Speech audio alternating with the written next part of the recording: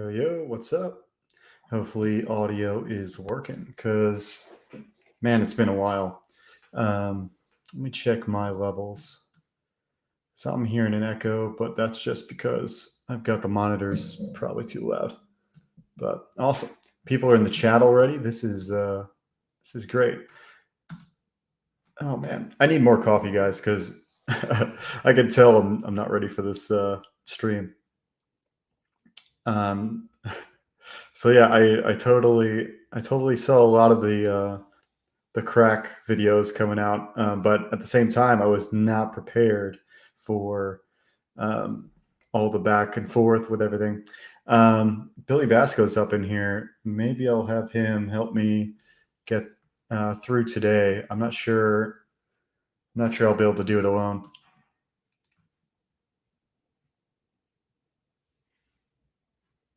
Is there a feedback echo? Let's see. Anything now? Yes? No?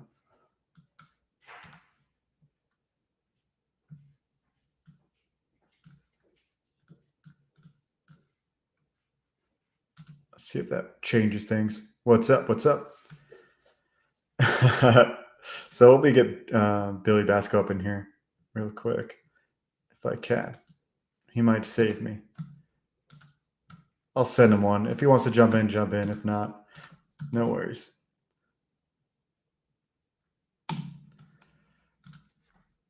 Okay. No worries. All right. So you're looking at this is my new desk. And I'll move this camera around because I have everything set up, but it's all over the place. So I'm gonna put it up here for a second. Hopefully the gain will adjust as we go.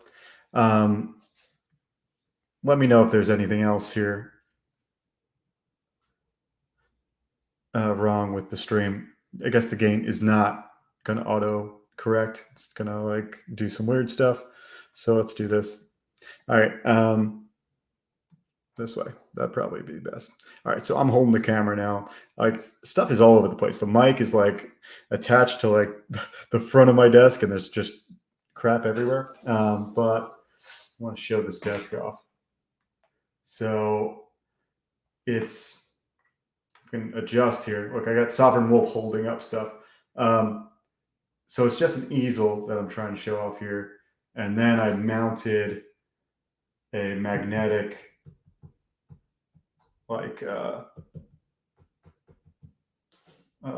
would you call it? It's like galvanized steel. So it's a magnetic sheet of metal. And so now I can use these magnets. The whole idea is that I can use magnets to hold the paper up. I've got a light box ready to go. So that's my whole setup up in here. And Frog G's got the Sovereign Wolf link. Yeah, Sovereign Wolf, I have not opened up the box. I've been planning to do a unboxing. And I'll tell you what, guys, it's just a crazy, it's been a crazy few weeks. So we're going to talk about it. But I wanted to show off the desk first, mainly because I couldn't get my camera to work on my end. Let's go through the chat and see who's here. Let's see here. The CG Metalsmith Phoenix Animation still going with the longest name in CG. We got Coleman. What's up? Billy's up in here, of course. Frog G. Throwing out the links. Sam Rogers. Hello, hello. Collision Bomb is here. Thank you for joining me. Collision is a great help all the time. So, and of course, DWAG. So DWAG is, I don't know if he's the most addicted out there, but my dog's coming in, trying to come in the door. Come here, Cloud. Come in the door. There you go. All right. But yeah, I feel like DWAG is maybe the most representative of the hashtag crack pack, potentially. So maybe we can talk about that. I've been out of the loop so much, out of so many different areas of what's going on. So much going on with my house and getting things ready.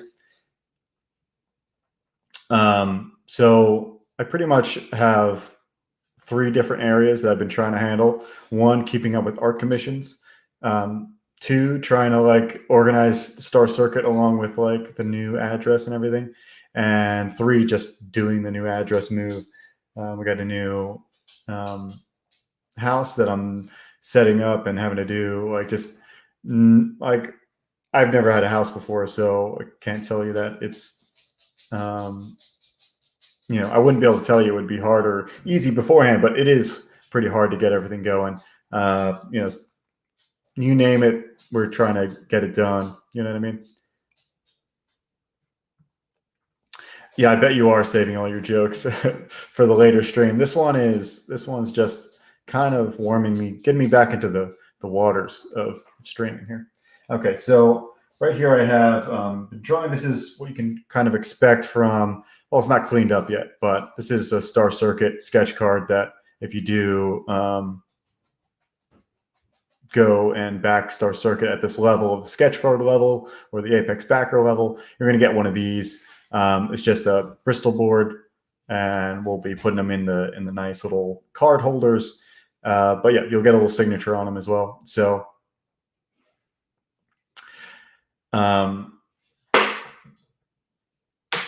G-Wags congratulating on my new the crack house was probably Leroy might say it's more of a meth house, but that's just like a hillbilly joke of mine, or his rather. So here we go. We're going to go into 2 things. Hopefully I can get my iPad ready to go and up and running. But Apple just released a software update. So whenever that happens, everything, because I'm a Mac user, everything is just a problem at first. For some reason, it's Apple, so they want you to have all of their updated stuff. So let's just put my face up here at least, and then I can adjust it. All right, let's see if we can adjust this real quick.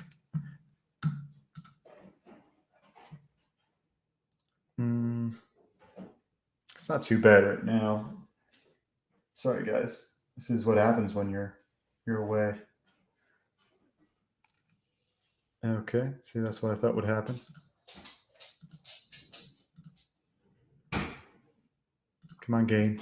Work with me, bro. Okay, is it updating? We good?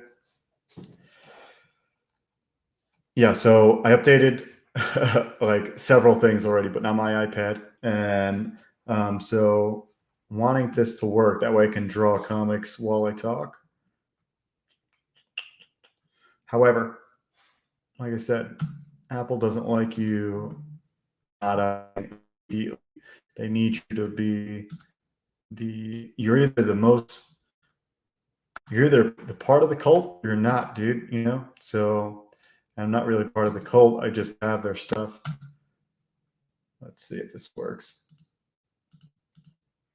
iPad Pro. If it tells me there's an error, then they just don't like me or something. There we go. We got it. And Billy's in the house. Good morning, Joe.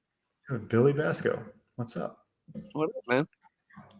Dude, a long time. New house? Yeah.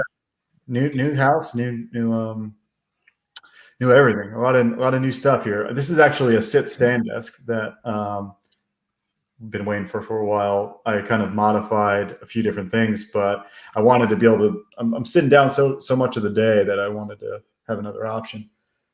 Nice. Yeah, but also I did this easel on the desk instead of a drafting desk. So I'm not used to being on streams that like stream in such high definition. Like I can see all my background and everything. That's crazy. Oh, you updated it? Oh. No, I just think that like you just stream at like a higher bit rate maybe than some of the other people do. Like okay, it usually doesn't look this clear. Yeah, I think I see you a little more clearer too, Billy. Yeah, it looks good. Yeah, that's good. So let me share my screen too. But yeah, this new easel desk is an idea I got from my mentor friend Freddie Williams. He did this idea, and I forgot an essential step. So he mounted this magnetic board onto an easel. That way, he can use magnets to hold his paper up. Except he had it coated in like sandstone, so it would match the desk. And I totally forgot that part of it. that part of it. So now it's like this metallic, shiny thing. It looks like I'm, I don't know, in some sort of warehouse instead. So maybe I'll paint it. I don't know if it'll still work. I like the idea of the magnets, and those magnets look like they're pretty strong. Yeah, these things are like the super magnets. So like you only need a couple to hold up a sheet of paper, but if you use like 3 or 4, the thing is rock solid. Nice. What I don't like is that if you're using a ruler, you kind of have to like constantly move those things around. But I think it's better than you depending on tape or depending on piercing the actual board with like a hole.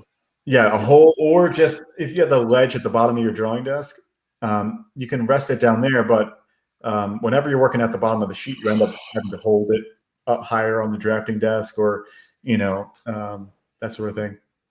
Do you actually follow Art Adams at all on Instagram or anything? On one of them, I do. Like you'll see like when he's posting his traditional stuff, like he uses like big fat tacks. And like sometimes we'll actually have to put like the little metal round mounting thing like in the paper. Jeez. So that because like he has to like retack it so many times. It's almost like a little grommet. Right. Why does he? And it'll be like dead center in his composition. I think it's because he spins it on this fucking tack so that he can always be drawing at like any angle. Because I've seen it on a bunch of his drawings. Like he's got like a grommet and a tack in the middle, and people will comment on it. They're like, "Why would you ruin your drawing like that?" He's like, "I think that's a total process thing that he uses." Cool idea, because dude, you spin. I mean, digitally, you're able to rotate the canvas really easily, right? And speaking of, let me bring up my screen here, because I'm thinking people are seeing what I'm seeing, but they're not. Just tell you, I'm out of the game. Been out of the game too long. So still working on this book. These are the last few pages. I actually turned off I didn't turn off the rotation. But yeah, you can spin real easy digitally. But that's a cool idea to put a little tack. I don't know how good it is for the artboard itself, but yeah, I mean, I would imagine if it can hold that metal grommet, it's got to be a pretty thick illustration board, Right. Yeah, it's got to be the 300 series at least. Yeah, and I think he might actually use it as an anchor point, because like when he's doing it in his roughs, I'll see a lot of concentric lines coming out. I think he actually uses those tack points for his perspective dot, so that he can I think he leans the ruler almost like on the tack, so that he can draw the line out, for the vanishing point. I think that's also what he uses it for. I've gone through so many little cheats for the perspective stuff. That's a good one. I like that. Yeah. I like a few different cheats. The one I do now is I set up a point in which I pivot the ruler. So I'll pinch the ruler wherever I need it to be. So on the ruler, there's obviously markings. So I measure out a certain point on the paper, and I angle it in a certain way that I mark as well. And then I know exactly where to pinch it on my art desk. And then from there, I rotate it like as if it's a compass or something. So it's kind of the same thing, just like I don't know. I don't have to, it's less physically, anchored as art would do. But one thing I'm just noticing slightly is I know you're in a new house and there's probably less stuff in the room that wasn't before, because I hear more of an echo, because just when there's more stuff in a room, it just dampens sound. Yeah, I so wonder. You sound like you're in new house echo. That's funny. Yeah. There's nothing. I want to show around. It's a wreck. There's nothing. I haven't got a chance to do a lot of things except for the desk, because I still have to go to work and stuff. So I set up pretty early. But there's so many other little things that are just everywhere. There's nothing set up. It's been crazy. How far in How Yeah. far in distance was your move? Oh, short as hell, like 7 minutes. Oh, Uh, not bad. Right yeah, on. we're still in town, still in maybe just outside of city limits in Orlando here. So yeah, still local to Orlando, and it's a cool place. You know, it's my first house, so there's tons of things that, dude. I didn't do karate. I didn't do anything besides like work on the house, paint, you know, do stuff like that, and Yeah. repairs. It's crazy. Thanks for everybody for joining. I see Ginge Gingerton's here. Good to see you, Ginge. Tungsten X. We see who else we got in here. 24 Eyes throwing out the owls per usual. And yeah, I see that D-Wag's already talking about more of the blank pack over here. And yeah, I appreciate you hopping on. I want to talk about it. I want to have more of an in-depth conversation because I haven't seen many of the streams and the videos. I've been so out of it. I've seen like half of them, and I feel like I'm getting half of the information. Maybe I need to have you on. Maybe I'll have somebody on to explain it all to me. What do you know, Darren, Billy? what are we talking about now? The crack pack rebuttals. Have you seen much of that? What's up, Slim? Oh yeah. There was that. There was that funny video that Michael Bancroft made that was like, it seemed like one of those '80s like anti-drug commercials, but it was Yes, with a bunch of that Oh was yeah. You were a part of that. Like right. yeah, that was great. I think I think it was good that you guys made that. I think it was I mean, we wanted to help out the community as much as we could, and yeah. a good way to do so. I mean, You know, I mean, yeah. anyway, I do want to talk about that later, but I want to know what's happening with you, Billy. Not too much. I mean, since we crowned you Miss CG 2021, Those are things nuts, that was really funny. And it was just weird, like trying to guess actually a bunch of them, you know, like just because we would look at them and we're like, who the fuck is this? And then, because some of them were kind of apparent, but like other ones were just like, it was so far that it was kind of funny that, but we actually went over the winners and losers of that contest again last night on Lola's late night stream, which was Oh, kind really? of funny. Yeah. You reviewed it. Because some of them weren't aware of like that the contest even happened. I was just like, oh well, he'll let me make you aware of it. But as far as actual like serious stuff, like since you've been moving, I got to officially announce that I'm doing a short story for the 0.5 issue on Black Flag, which is Nice. pretty awesome. I'm really stoked on that. That's And what's up? That's official now. That's Yeah. like in the public at least. Yeah. Well, yeah, it's official now. So I'm really stoked to be working on that. I'm like, it seems like everybody's getting super close to, you know, you hear about creators talking in the back, like everybody's like getting super close to either wrapping their book up or getting ready, like they've just sent it to print or something like that, you know, like, or they're getting proofs. So it's like, it's all getting really exciting, you know, like, so everybody that's like back books out there, like be ready. Cause like this summer is going to be like hot. Like there's just going to be books flying all over the place. A lot of content. I'm sure there's gonna be a lot of Yeah. I'm gonna do this real quick. Well, because last year was so big that like, you know, now we're like getting into the part where like everything that was happening last year is like going into like actually happening phase, you know? Like I would imagine where you're at, you're probably going to be feeling like around September-ish, aren't you? Who, me? No, you guys are. I'm actually delayed just slightly, but you should have been reading like right now. We'll be reading in probably a few weeks. Oh, well, damn, shit. Okay. So you'll be. I wanted it to be in June. That's what the campaign said. But it'll be like real quick, beginning of July. Yeah. So like, yeah, man, part of the summer blockbusters. Just noticed your lantern hat. That's hot. Yeah, dude. I'm a big fan. I freaking I'm wearing it mostly because my nephew came over yesterday and he was like, Green Lantern's my favorite. I was like, dude, you're my man. You're my dude. And so it like revitalized, just him saying that revitalized some of my fandom of it. And Many years ago, a friend of mine's girlfriend was like a seamstress, and she offered to make a bunch of us Justice League costumes for Halloween. oh, really? And yeah, and we were Superman, Wonder Woman, the Flash, Green Lantern, and Aquaman, and I got to be Green Lantern. It was awesome. Dude, that's great.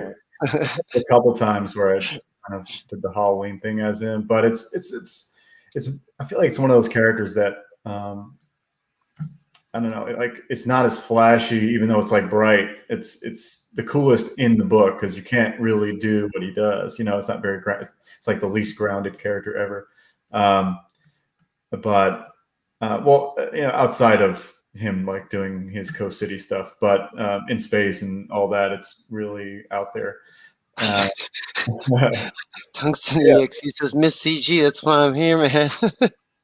dude, that's exactly. I'm glad you came because I didn't realize how crazy that little face swap thing is, but Yeah. that's awesome. I saw a few people. Freaking Yeah, it was pretty wild. That's Hex Allen. Yeah, All you right, can so call me more. circuit real quick. I want a couple updates before I forget. I got a shirt to show you guys, and I've got. Ooh. I don't have proofs yet, but they're on the way. They should be in the mail, and that's what's mainly. I didn't realize this printer did it this way, but the printer said they don't do their proofs like outright. They attach them to the ends of other projects. You know what I mean? So like they don't go there and like put the print file in, print out just the proof. They wait till they have a big project, attach it to the end of that.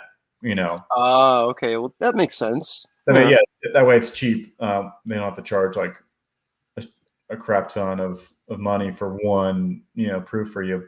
Right. Anyway, for that reason, it's taken longer than I thought it would get back to me. But anyway, let's grab these. Let's grab these shirts. Okay. Yeah, Michael Bancroft just got his proofs back too. I know. I saw the flip through, and I jump on randomly. What I hate most. It annoys me so much on my end, where I only have a minute to jump on and see what's going on a chat, and I just feel so bad to like chat something real quick and say I'm out. So I just don't do it. But I've seen a lot of the stuff that's happening. Yeah. No, I mean, I feel bad too, because like sometimes I know I have to be working. So like I'll say hi in chat, but then I know I'm not really going to be able to look or respond to chat again because I'm looking off screen, having to. Right. It annoys me too. So here's the shirt. Whatever. I've seen it so far, guys. It's the. Look how nice that blue popped, man. Oh, dude, that looks super tight. Levels on it. That way it would show. But it's in certain light, it looks crappy because, just how it kills the illusion. You know what I mean? Like if you get the reflectiveness off of the light, it shines on the print, and then it ruins the illusion of the hologram. So that's the only time the shirt looks a little weird, but otherwise, from far away, especially, and in just ambient light, it looks awesome. It's incredible. It looks pretty awesome. Like those blues just really pop. Like that's super Tron-y. I was a little bit nervous when I saw the picture because I guess it was one of those bad angles. I was like, I don't want to have to tell this guy that we got to do things. So thankfully, it turned out good. While I'm here on the campaign page, guys, if you like that shirt, it is the only way to do it is to go to the bottom here to Apex Backer. It's 150. You get everything on the page. You're getting a poster, both covers of the book, the concept art book, the sketch card, and the T-shirt for 150. It's a pretty solid deal, and I wanted everybody knowing that if you did back that, you're the only one that gets the T-shirt. You're the super fan, and yeah, and it's an actually really good T-shirt. Oh, whoa! So that's just for the Apex backer. Yeah. Wow, nice. Right. There's nobody else. Like if I see you wearing it at a convention or whatever, I know you're my bro. I'll get you a beer. Or it's a knockoff, and you're like, what? Like, I know. You're like looking at it like. Yeah, it's interesting that I haven't thought about that, how people may do that in the future, but I count that as a compliment, kind of. Um, Yeah, kind of. in some weird way, it's kind of like a dingy way to say. I ran a t-shirt printing place for a while, and I would see people coming in like taking photos of my stuff, and it was just Hmm. like, oh, I'm just showing my friend. Like, okay. Yeah, that Like, was my first job in Orlando when I first moved here. I couldn't find anything besides a screen printer, and I worked nights doing screen printing. But that's it. Actually, I look back on, it, I'm like, dude, I'm glad I did because I know the process. I know what you got. They have to do uh, yeah. all the separations. I understand, uh, which is cool, which is good to know. So I wish I had the proof in my hands. I could show you, tell you how awesome it looks, or not awesome. That's why I got a hard copy proof of everything because I'm like, dude, I can't have, I can't have one thing not optimal. Oh, I thought you were gonna say something different.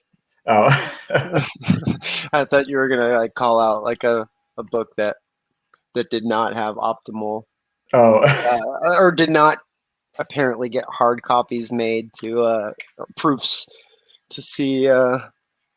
well, there's one thing that I know what you're talking about. There's one thing that you should get hard copy proofs. Just Yeah, I sure. mean, it's kind of important that you It see makes it physically. it's weird how it's like an optional thing with printers. Like to me, if I had a print shop, it would be like mandatory or something. Just part of Yeah, but some people, it's just like they just may not care, especially if you're doing like just flyers or advertisement where you just kind of figure your colors are kind of just like on like yeah, you whatever. know Yeah, and they're willing to like if they're slightly off that's just acceptable because they don't want to have to they just want an expedient process of something. I feel like some people, but this is a specific comic printer, so I'm like the Oh, majority. okay, yeah. You know what I mean? I'm sure they get posters and stuff, and you kind of want that looking good. But I see that. I just to me like when you see my stuff and you're like, it's almost like an insult. It's like a weird, odd insult. They're like, "Oh, you think I don't care about my stuff enough to not want a hard copy proof?" Of course I do. So I'm happy to do whatever. It's only like $20 um, per book to see the hard copy, so it's worth it. Oh, Uh, that's cool. Like I've seen people pay up to $80 for their proof copy. yeah, this place is maybe I think they're maybe a little slower, but I think their prices are way better than many. Sam Rogers, if you like the art that you see, you should back this book because, like Joe says, it will be fulfilling here, right midsummer in right beginning of July, end Yeah, of June. you're gonna be Yeah. reading so soon, and if you got a T-shirt with the Apex backer, I know that's a lot of money, but you'll get everything, and actually get an original piece from me too. So I want to jump off a Star Circuit before I chill my way to no viewers. Well, no, I was gonna say, Yeah. I can't wait till you actually go back into getting people kind of because I would imagine once you're ready, like you've got the books to ship, you're Mhm. are you gonna like kind of do the rounds of hitting all your friends' Oh, shows again to kind of I plan to have on, or at least talk to some of the reviewer type people, yeah. and do the streams. But also, I'll have the book in hand, and a lot of times I'll be. It's a one issue kind of style floppy, so it's not that expensive to send them off to people. And I'll be putting them in shops as much as I can. And there's several people I've met in the meantime, but yeah, you're right. I'm going to be pushing that hard because I know it's a quality book, not even paper. I know the story's good, and it reads well, and people are probably going to like it, have a good reception to it. So I'm excited to talk to those people, and even if they have like a bad review, I want to talk to them. Right, You know, right so on.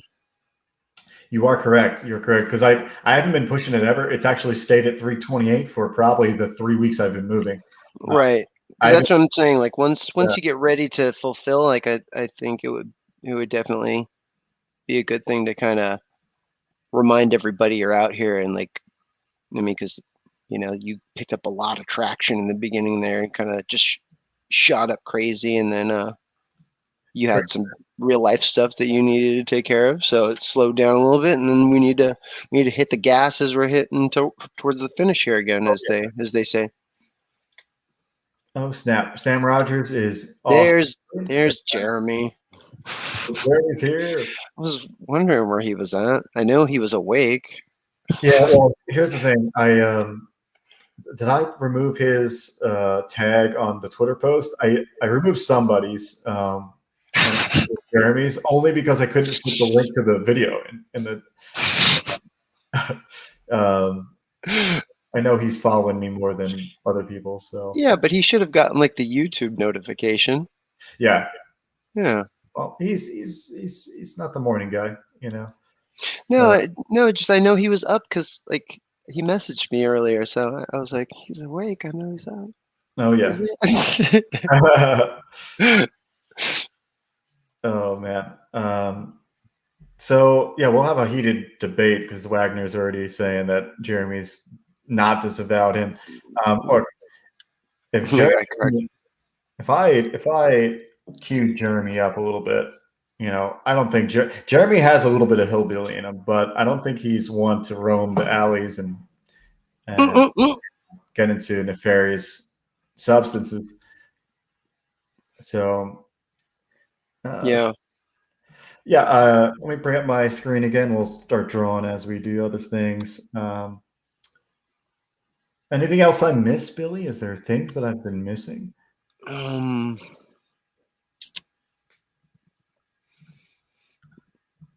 Ethan launched the sign up for the Cyber Frog action figure that looks fucking like the actual like action figure set that I guess is going to be like the Vespis, the Heather Swain, and the Cyber Frog, like fully articulated action. I mean, like legit toys.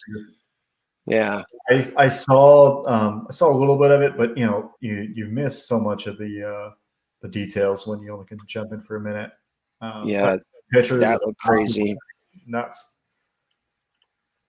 stuff. Matt Fowler's here. What's up, man? Good to have you. So this page, before I jump back into some other talk, this page is one that I've redone a few different times. I've been debating what I wanted to do with this whole page. At first, it was way more flowing and organic, and it looked like a river of panels rather than the grid of layout. So what's happening here is it's one of the first times you see the movements. This is kind of like Avatar, where people do movements and they make magic happen by doing these precise movements. So here we have a couple dudes doing the movements. They have to do it exactly in sync for it to work. It's the whole point of this comic is that you can do the magic, but you have to have a partner and you have to do it in perfect sync. It's kind of like Pacific Rim meets Avatar. Wait, what book is this? This is the other book I'm working on. This is the in between. Oh, fuck! Yeah, it's called Left Free. So this is a new writer, and I like the story. A lot of people approach me, and if I like the story, I go for it. And this one seemed like it was right up my alley. He didn't want me to go outside my style, or go and do something that was specific only to him. So I like that. And his script read well, and he knows what he's doing as far as like pacing and everything. Seemed like it was ready to go. And I like I liked Avatar, Airbender. So yeah, no, like this really. I mean, before you even told me what it was, it's funny because I was confused. I thought this was actually a Star Circuit page or something, and I was just like, why are they practicing martial arts right here? Like, so I had already completely read as like dudes, doing like a kata, Yeah, it's kind of. I mean, all the the movements are kind of squared up, kind of kata style. Their bodies are squared, and then these precise movements happen.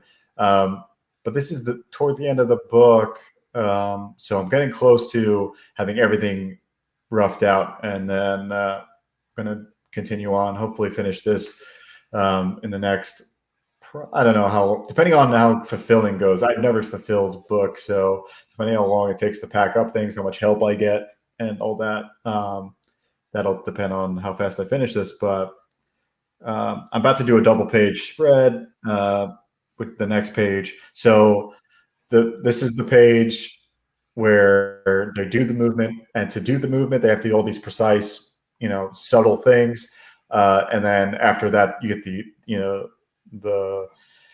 the payoff is that they do magic after they finish. So the next Right. double spread is them doing the magic, and I get to do like some cool fire and stuff. So we can work on that a little bit. That's the idea. Right on.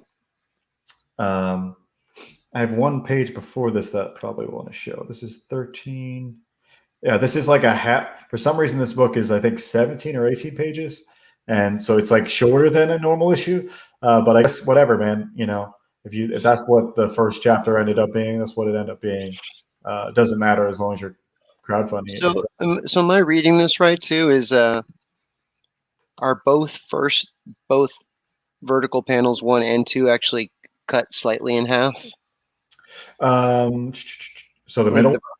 The first one, is that one cut in half? No. Also, so let me zoom in just a little bit.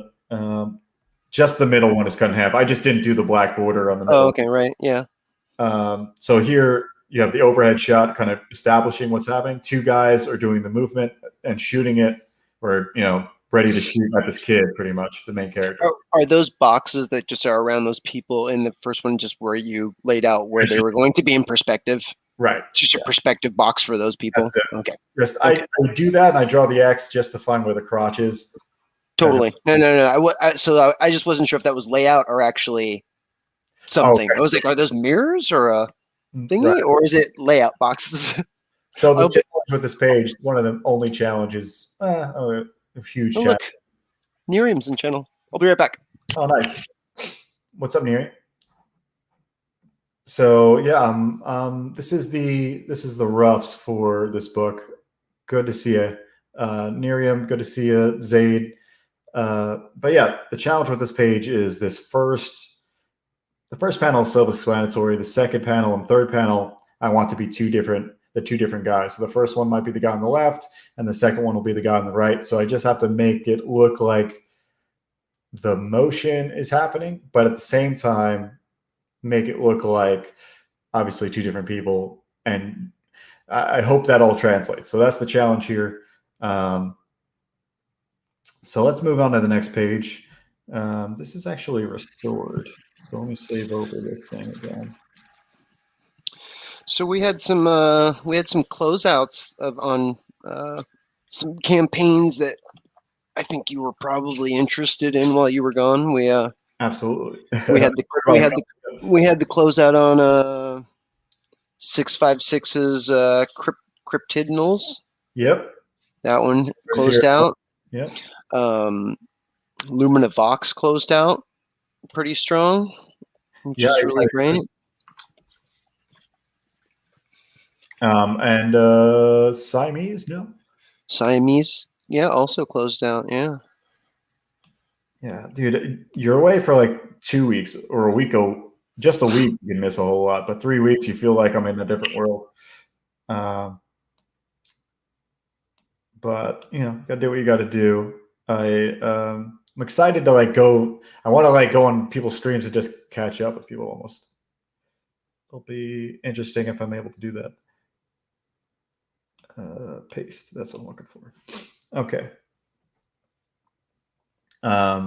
So who's your favorite closeout? What's the fun one to go back and watch? I mean, I'm biased. Oh, you're probably going with Jose's. Yeah. I mean, did you see his ARO piece that he did, man? I was in chat with him for just a minute that day, so I did watch him make it. Yeah. Yeah, I mean, that shit was fucking dope. Yeah, I didn't see it finish, but I'll have to go check it out. And it was really I think it's always cool when creators do those type of stretch goals where they're like, creative team gets a raise, or we get to hire a colorist, or like in how he hit at his 15,000. It was, I get to hire a flatter, like knowing that like the project has hit a milestone to not only make the book happen and like, I mean, I don't know, it sounds cheesy, but I always say like help make people's dreams happen. Right. But then at the same time, it's like, man, you're getting to employ yet another creative to like on the project, and like that's just cool shit, I like those, man, because I feel like everyone has a category where they're holding back or they just weren't able to do what they wanted to do fully. Like for me, it'll probably be hire a flatter and get the book out quicker. Or, there's other people that have different areas they just maybe haven't experimented with, or, they just couldn't afford it. But yeah. Yeah, well, I mean, and it's like it's stuff like that's how I got my first like, kind of break, like I got to do a poster that was a stretch goal, For like, sure. And everybody wants to see the upcoming stuff, yeah. It's got to be there. Are those two big round things on the right boobs? Yeah. They could be boobs. If that was boob Dan, you would assume they were. Right. But they are not. They are. That's the kid. Well, let's see if I can show you just a little bit what I'm. I mean, I figured it wasn't. Yeah. Just I like it. I'm probably going to mess around with this. It's so rough that I won't keep all of what's happening here. But the idea is that the kid is the kid. What the hell? Sorry, Miriam. Yeah, Billy. What are you doing, man?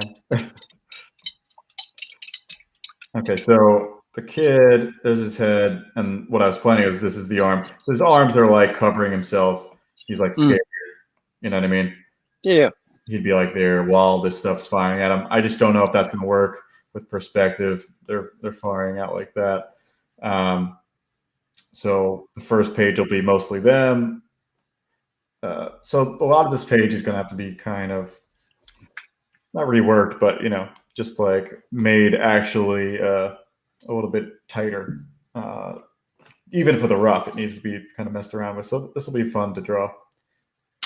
Like besides Lumina Box, since just we were talking about Jose and Matt Fowler's in the chat, that Jose and Matt Fowler are actually making a book together called Black Tiger that looks pretty fucking sick. Oh yeah, yeah, and it's like a tiger man kung fu adventure book or some shit. Like it Now that it looks cool. Hersey released one that was a Black Tiger Hidden Dragon or something. Isn't that his? No, yeah, it's different than that one. Like this one's actually like a tiger man. Like he's like a what's the name of your book that's coming up? Like I want to say it's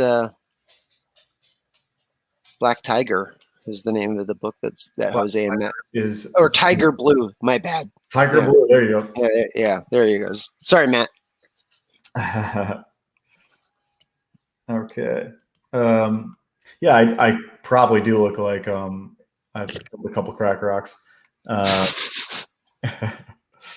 So it's been a weird few weeks. Well, I'm sure. I mean, any move is stressful.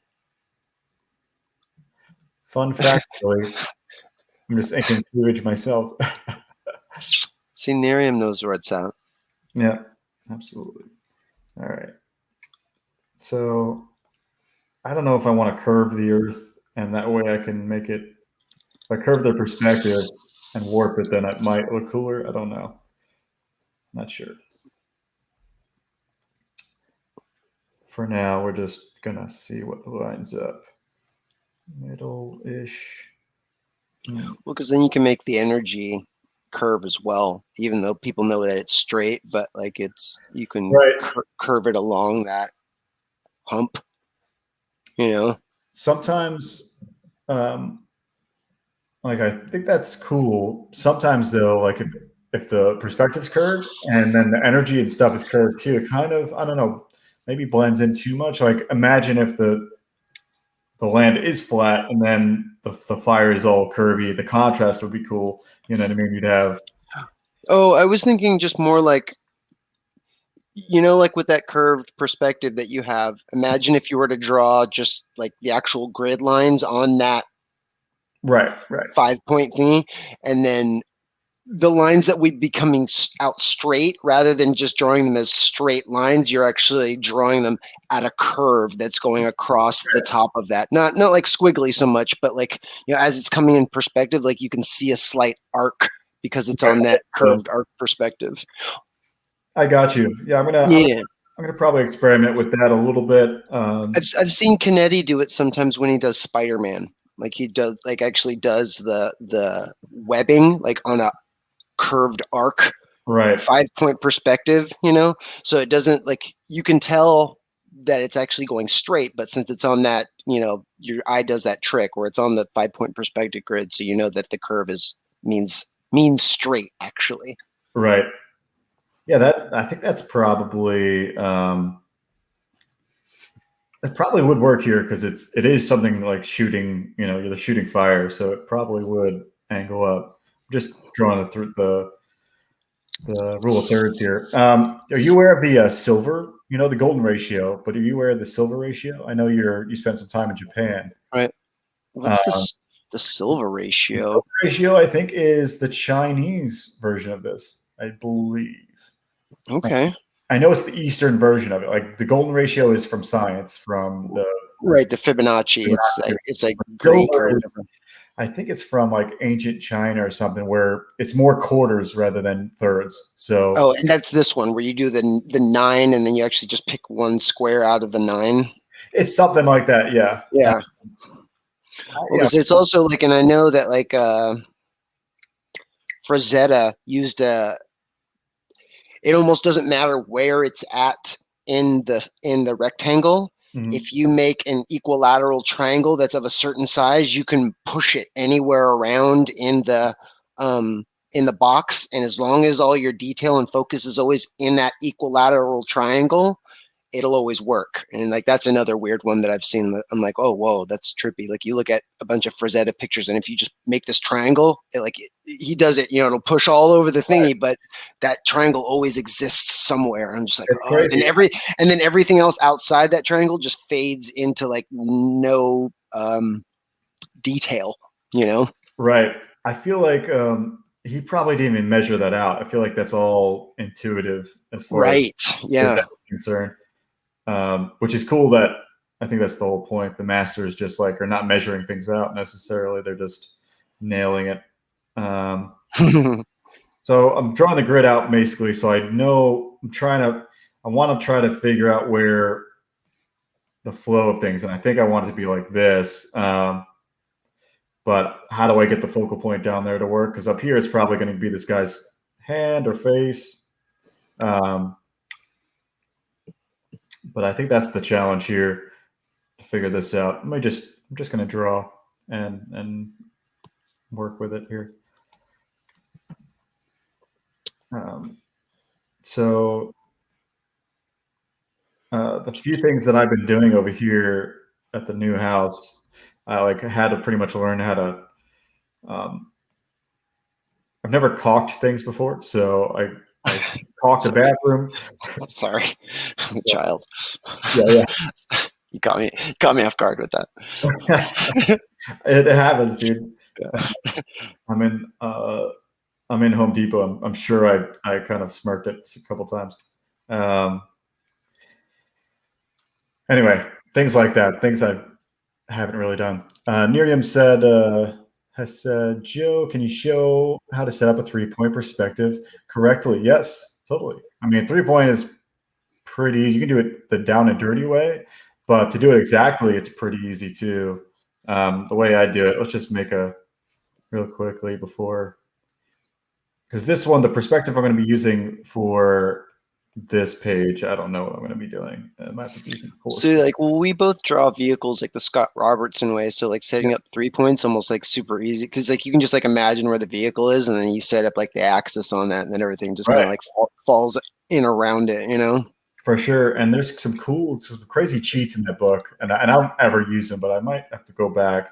But the best way to do a 3 point is, and to get it right, there's something called a cone of vision. So if you draw a circle within your picture plane, this like circle is kind of your cone of vision. This is where you'd want if you had a grid and you drew a cube here in your whatever in your picture, it should look not really deformed. It should look normal. And so to make something look not crazy deformed in the middle of your picture, you can't have your perspective vanishing points like in an odd way. So let's just do a perspective. If this is your picture plane, I make a vanishing point toward the bottom, a boob at the bottom, a boob at the left, and a boob at the right. These are vanishing points, and they should be pretty squared up. You don't have to be. There's just one way to just set it up. But the way 3 point works is you're just going to draw out lines from each. However, if you want the grid to be exact for your own purposes, you're going to want to have one extra vanishing point to help you out. I forget what they call it. Really don't remember. But you're going to draw out lines from each one of these vanishing points. Like so. This is the rough and dirty kind of way to do a lot of this, but that's all that matters really for art. You're not trying to make a schematic unless you are trying to make a schematic, and then you might want to, I don't know, study up on perspective more. So here we have this is a basic 3 point. So as far as the more you get out to these edges, the more your shapes are going to get deformed. Didn't want that. And just redefine the picture plane again because it's getting a little wonky.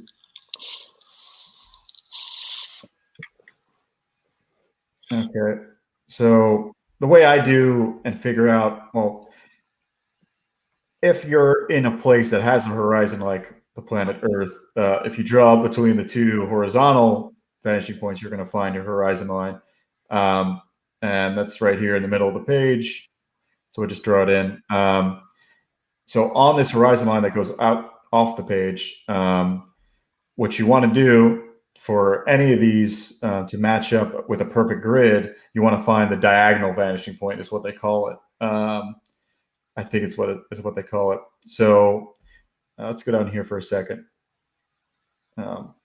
When you make a grid, and to make it perfect, the way you make a square is drawing an X in it and matching it up. So if you draw an X here, you know where the middle point is for both directions, for both axes. If I can draw it correctly. So there and there. So now from here, as long as if you extend this diagonal out, as long as you keep to having that being your midpoint for all the grid that goes further on, you're going to end up with the perfect grid. I don't know how else to explain it besides say use the X. The X is your friend as far as making a perfect grid. And you don't, in a lot of art, you don't have to make a perfect grid, but for things that you want to be as exact as possible. Or when you're trying to repeat, like say that box that you just made was going to be the place where a car was going to exist. You can now double up that shape so that any other car that might be parked or racing around that same spot is not only in perspective, but proportionally takes up the exact same amount of space within the real world, so that your cars aren't big and small in the wrong way in perspective. Like everything is, proportionally correct within the grid as well. For sure, the X makes it really, like, if you don't think you need to do an X, you should think again, because right. usually your eye's way your guess is way off. Unless you've been doing this for years, your guess is way off than what it really should be. Like the half point, if you right here, this little plane that I'm drawing, this plane, the midpoint you'd think would be here. This was my guess, and really the midpoint's there. And so as things recede in space, they just are way more exaggerated than you might originally think. Let's go Yeah, here. again, like that one you're showing off is a really good example of like if you were gonna need windows that were all going to be the same size, Right. going away, you need to use those X's so that each one of the window panes is consistently the same size going back into perspective, and not just the windows that are the same size, but the gaps between the windows being proper vanishing spaces going off. Because I see like small mistakes like that on people's work in like the indies. I mean, it's a thing you learn. It's a thing that more people care about. Different people care about it more than others. Jeremy's, I'll now teach 5-point. Yeah. Well, I turn on my 5-point perspective grid, and I see the 5 points not that hard. We couldn't add more, but yeah. What I want to teach is this diagonal. Like anybody can do 5-point. I feel like it's not like it's difficult, but it's just more tedious. The diagonal, I think you need to know. So these are normal vanishing points. This is vanishing point 1, the other one be 2 and 3.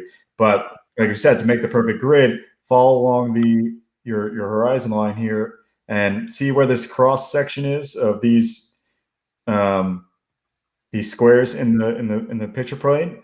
You're going to follow that line to a spot on the horizon line. Now that's your diagonal. That's the one where you draw out from, and that's how you check all your other squares are correct. So let's just say you draw another line out from this one. If I zoom out a little bit there. So you're drawing another line out from this one to this vanishing point. If this one doesn't intersect in the right spot, you're not receding in the right pace. Like it needs to match up where that one hits this diagonal. And every time you go back in space, that's how you know where the next one should hit. Like it tells you how far back the recession of each square should be plotted, if that makes sense. I wonder if there's a way to do that with. You don't even need 3-point to pull that one off. I feel like you could do that with 2-point perspective and still show that. Yeah, I mean, 3 and 4 is really you really want to do most of your stuff. Like, I mean, yeah, you can do 5 and have the curved like lens, but like being able to nail 3 and 4 is like, I mean, how you keep this looking. I feel like you can do intense stuff with. You're right, 3 and 4, and even 2 is super useful. Like I feel like 3 kind of, I don't know, 3 is really cool for certain shots, but you can do the majority of what you want to do with 2. I'd even say. No, I totally use those rulers. let's use the rulers real quick, Miriam. So I use perspective rulers all the time. So here's one. Let's set it up. So if I make a vanishing point here, it automatically sets up one vanishing point on a horizon line. I can set up another one on the other side right there, and I'm going to match it up to. It snaps to the horizon line that's already there. So now every time I draw, everything will snap to what we're talking about. Oh, if I have the right layer, that is. All right, so now everything I draw will snap to that, and same thing here. Now that doesn't help you with the diagonal, so we can show that off. Zoom in here. I feel like there's too much information on the page here. Get rid of that. Okay, so yeah, this is using the ruler. The ruler is very useful. And I use Photoshop mostly, so like my rulers are from Lazy Nizumi Pro. Oh, nice. Just because that one I can click on all the way from like 2 to 5 really easily. Right. So I want to show off the principle I was talking about before, because now that I have 2 rulers, it'll be very easy to show instead of me like roughing it in. So let's say let's make first you make like a perfect-ish square that you think looks perfect. And that looks pretty close. It's a little distorted, but it's one right here. That's number one. If you draw a line draw a perfect line from this corner to the horizon line through that's your diagonal, and it's right there on the horizon line. Now, this will tell you exactly how you get a perfect grid is the way I would call it. So from here, let's see. You actually probably need one for each. Let me bring that up. Okay. For each direction. One there, one there. That's what I'm missing. All right, so another line. If you go through the middle on this one and hit the horizon line, you're going to get your second.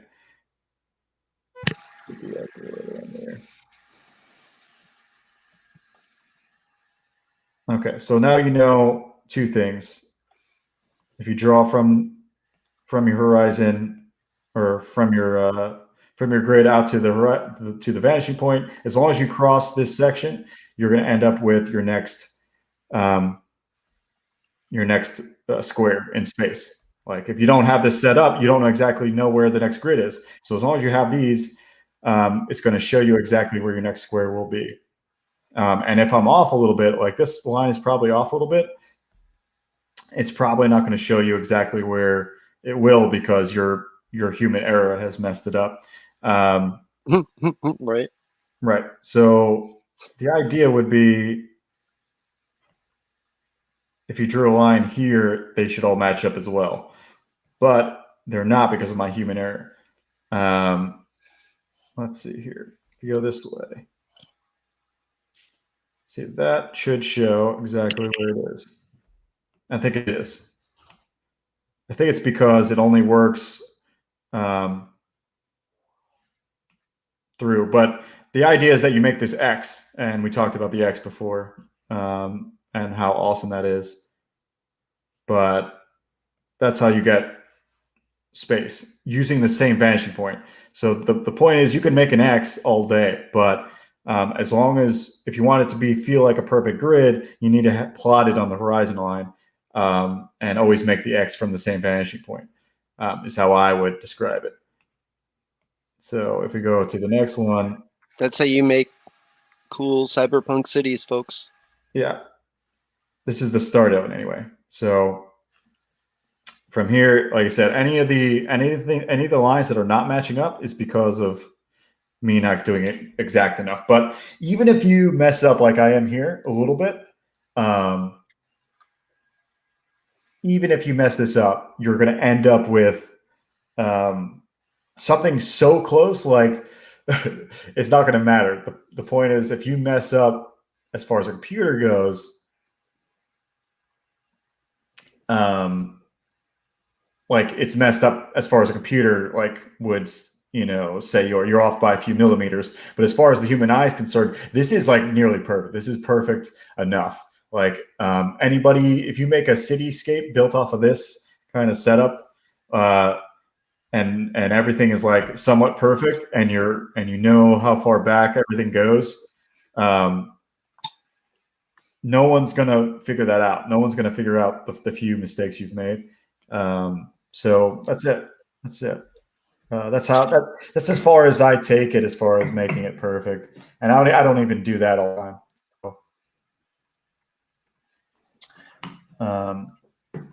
It is definitely getting hot in here in my life. So take off all your clothes. Yeah. But I have old people that lived here before have these old ass remotes for the fan, which is kind of cool and gross at the same time. Because I know these old people were touching this remote. But yeah, I'm gonna get new ones. Now, what do you think about for backgrounds? Like you say,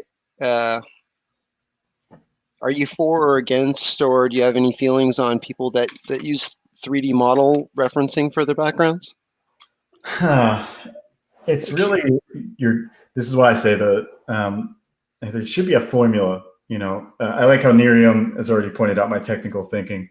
I'm not always this technical, but I like putting things in formulas a little bit. You're like, I'm sure there is a formula where for me it would correlate with the deadline.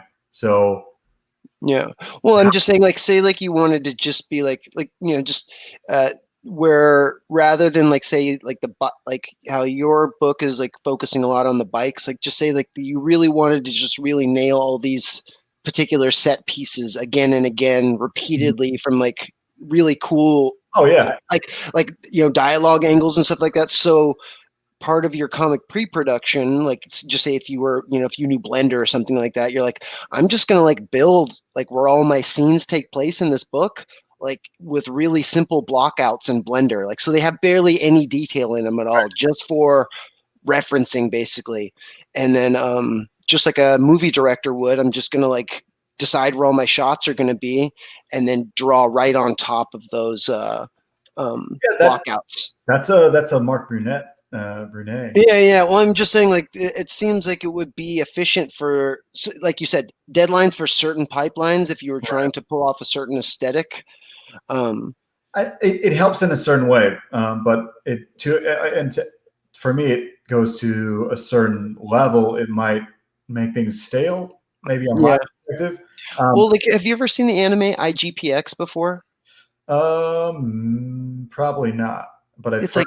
like mech racing shit, and it was done by Production IG, the same people that did the Ghost in the Shell TV series and stuff. And like it was most of it was all hand drawn, like even a lot of the mech stuff, but the raceway was all done in CG, but then cell shaded. So Right. so you got kind of like over the season, because it was so, I think, perfect, you got to kind of know parts of the track where you're like, oh, they're about to get to this part in the track, because it's so like an iconic corkscrew or some shit like that, or like some big banking turn. To me, like it seems like it might be useful in those, like you said, select type situations, so stuff didn't feel too overly stiff. Right. Well, my point was this: like you can always refine it, but the way I work, and you'll read it in my concept art book. I coined it the circuit method. The way I work is it's like a circuit where it's almost like taking laps on the idea. So every time I take a lap on, make a pass, pretty much on figuring out what the environment is, I come up with new ideas, and without coming up with that first idea, I wouldn't have built the second idea. It's like an iterative process. So if I built out this thing, this 3D environment, and laid it out, I might not have come up with the wacky, even more Right. thing that you know what I mean? No, I totally see that. Yeah. But I do see the value in it because you're going to work quicker, and you're going to probably have a stronger foundation. I just don't know if that's going to mess with like the out of the box thinking that I'm trying to somewhat get. Like my book is kind of grounded, but Right. there is some stuff that I'm like, this thing has to be unique to me, and I know I don't come up with these Yeah. ideas. Well, I just think about different mixed media styles and like why we like certain stuff, because it's like there's certain animation teams that I really like, and they pull off a certain look, like the guys from like Madhouse that did like Ninja Scroll and Redline and shit like that. Hmm. And they have a almost like a very black line comic booky like look, and like you look at like then studios like Ghibli, where it's like they have a hallmark thing where it's like the backgrounds look like they're hand painted, like almost like watercolor paintings, and then the characters are like a super simple cell shaded, and those two juxtaposition of those things makes it give a distinct look. Same Right. thing with like when you see stuff that's got really cool hand drawn characters and then CG background. Some people are for it, some people are not. I just think it's interesting the different methodology, and you're pretty forward thinking. I would see you like maybe using that not for like every book, Right. but like for like some shit, Yeah, I have a degree. That's what my degree is in Yeah. modeling. So I have 3D animation bachelor's degree, and so Oh, I didn't realize that. I do it. It's what part of what I do as my day job, and maybe that's the reason why I'm against it. Right? No. I see that. I can totally see that. um, But I think using SketchUp or something even simple like that is how I. That's what I'm saying. Like really, like you're just using it for just like expediency, so you're not having to like once you know where the shot's going to go, then you just pull up the 3D model and line like because like that's the one thing that I learned and I moved away from is that, because a lot of artists and painters use blender models and then paint on top of them so they can nail all the lighting and the shadow and stuff like that. But the thing that you don't want to do is you don't want to start with the model first. You always want to do an actual legitimate sketch that Right, feels loose, and like even if the perspective may not be totally right, and you're trying to do something wonky, like you want to keep the sketch totally loose and organic. And then if you're going to use a model as like a reference, you have to make the model fit your sketch, not the right, other way around. Like the right. sketch shouldn't be over the model. Like the model needs to fit the sketch. It's the And same that's concept the best way to make it look legit. for sure. Anyway, you're gonna And get. sometimes the model can get distorted. You might have to actually warp it so it actually fits your sketch better, but you're just still using it like reference point, so then you know where all the windows are on something, Right. or.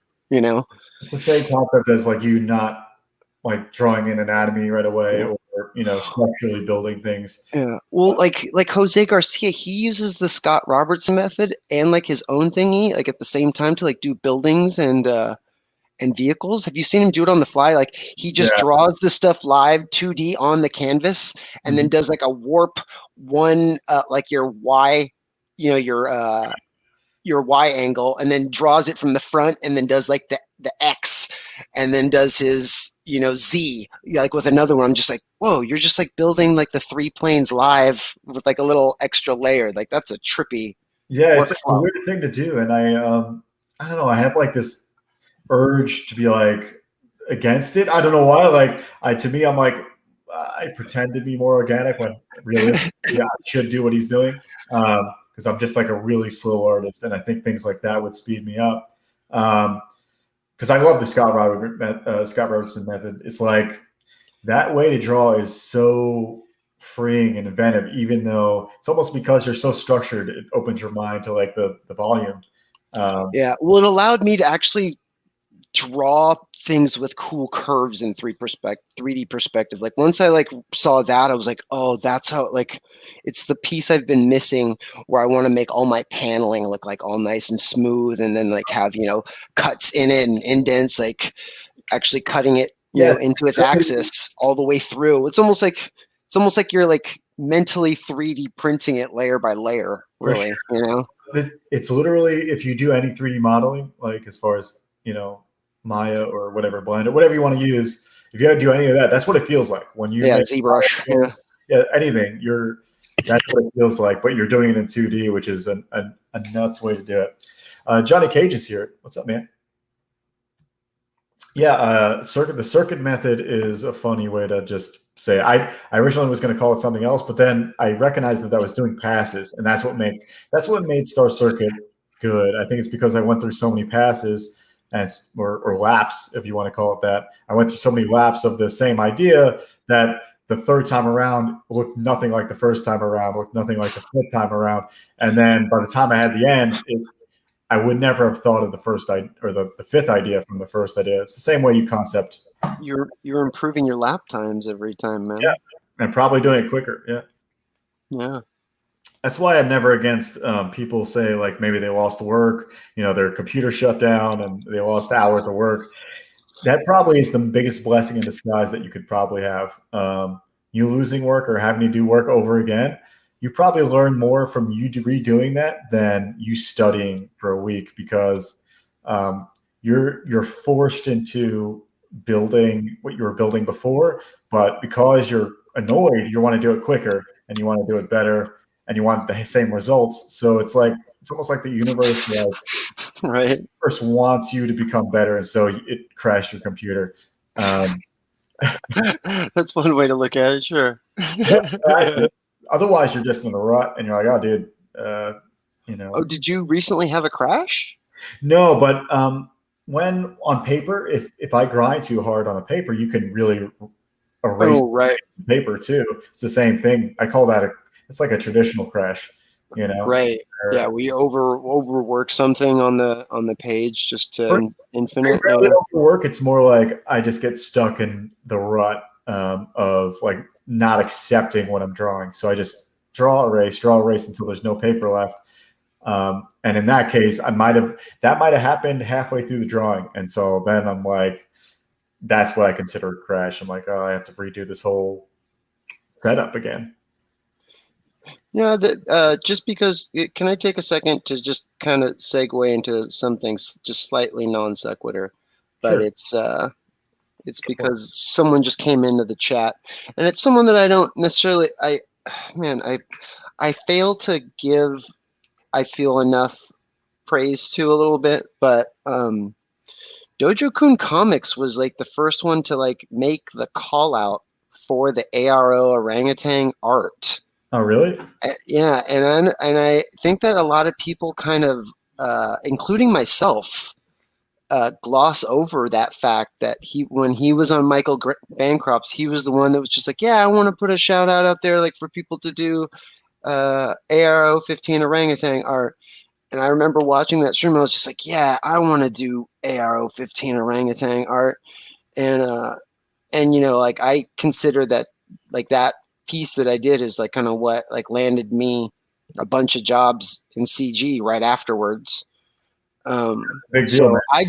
so I want to just like give a thanks just because Dojo Kun's in chat. Thanks, man. I don't think that I've thanked you enough for that, like just planting that seed in my brain to get that opportunity. But thanks a lot, man. Wow, that's you heard it here on the morning stream. Well, we there's a lot of us that need to thank you, Dojo Kun. You like you support and you're like give out good feedback and have a lot of good things to say besides Seriously, yeah. the obvious awesomeness that you do. Um, so uh, I want to figure out what's happening on this page, but I've got a feeling I'm not going to figure out this page. I'll probably go refine the other pages. This page is going to probably give me some trouble. I know it because Well, it's a double page spread, right? right. Those are always a. I They, don't think people realize like the difficulty in actually doing a double page spread efficiently. It's yeah. not, it's not a trick you can just pull off again and again effectively and not have it get boring. You know. Indeed, and for me, I'm doing a lot of. This is why I picked up this book in the first place, is because it's forcing me to do the things that like I'm not doing in Star Circuit because Star Circuit doesn't call for it. Star Circuit's a lot of racing, a lot of talking heads, a lot of cool sci-fi stuff, but I'm not doing martial arts. I'm not doing a whole lot of like Body movement and stuff. Stuff. Yeah. So this is why I wanted to do it because it's something I do want to do eventually. Is draw a book like this, and this is probably a good way to right kind of make it fresh before I get into the next chapter of Star Circuit. Yeah, it's good to. Well, I mean, not everybody wants to do that, to step outside their comfort zone. So that's pretty awesome that you're like that was the thing that you were after with this book, was to do something you knew that you'd be able to execute on, but at the same time it's outside of currently what you were doing so that you can get better at the other stuff. Yeah, I feel like it's part of what I'm trying to do with it, but it's also just fun, and I like the story. But looks like I gotta move my car real quick. 12, 19. Do you want to stay on for longer, or do you want to call it? Because otherwise, you can hold the chat while I run and do this. Yeah, I'll talk to the chat while you have to go move your car. Go ahead. Awesome. Okay. So what do we got going on? Yep. Like, dude, it was like ARO fever. Like Dojo Kun like started a fire just even making a call out for like that to happen. So I want to make sure that that we all remember that, because like it had hit me the other day that I forgot that I don't thank him enough about it. So Nerium is also inking cleavage apparently this morning. I would assume since she's working on Sunsworn right now, I'm gonna guess they're medieval fantasy space boobies with kind of some shiny armor. Just guessing. Sounds awesome.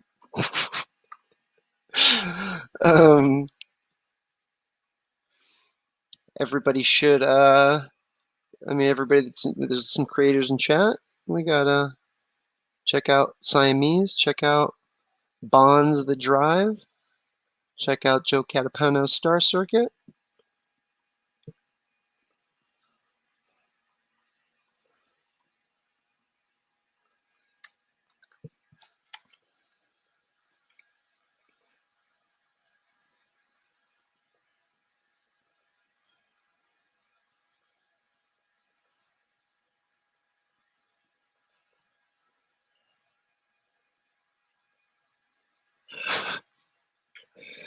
Oh wait, what does it say, Billy? By the way, that was a pretty neat shock for me. Till that day I saw that pic, I didn't know you could draw.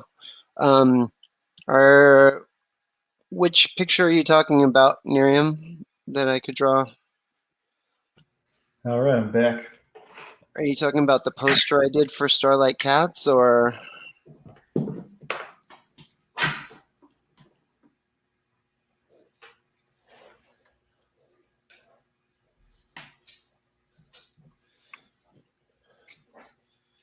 Miriam didn't know I was an artist. Really?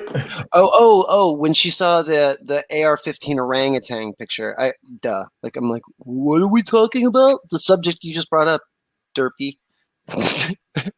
Fool. Right? Oh man, is my internet anything lagging? Just let me know, because it shows my internet not being fantastic right now. But You seem like you're doing pretty okay to me. Okay. I mean, I don't want to make you feel like you need to stay too long. Like if you need to wrap it up this morning, I know that you just kind of come in. I just know won't be able to do this page while I'm on stream, because I'm just to me, I have to like open up and just like be super loose, and talking and drawing is not my thing. Yeah. Yeah. No, it's hard to do both. Like, and like you're kind of looking at chat and everything. Like, I just want to have fun when I come on here. This looks really cool though. Like, so it's like, I mean, thinking about your style, especially when I know, just because I can just knowing your style, I can see like where this is going, and you doing a kung fu book is that sounds pretty exciting.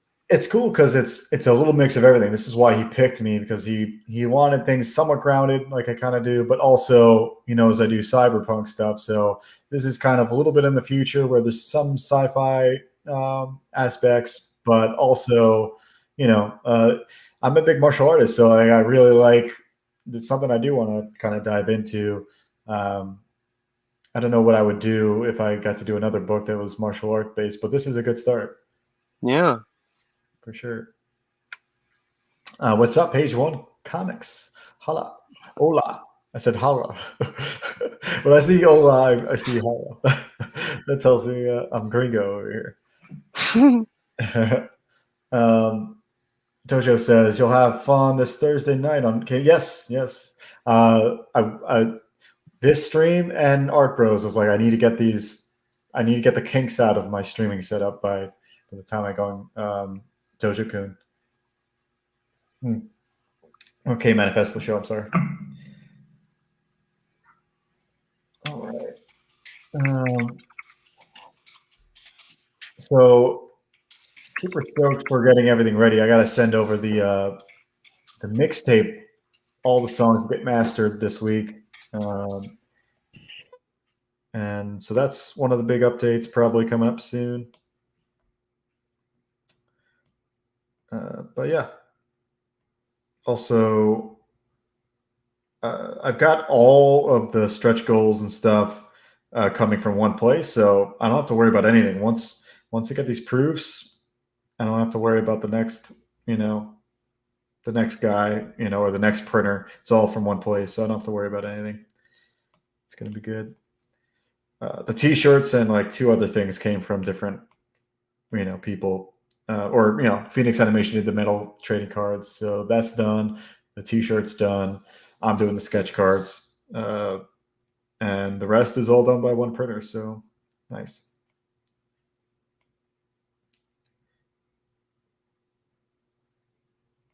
The thing is, I know the pose that I have to do for these guys in this shot, and their backs are facing the viewer. So I'm like, is that going to be interesting enough, or what?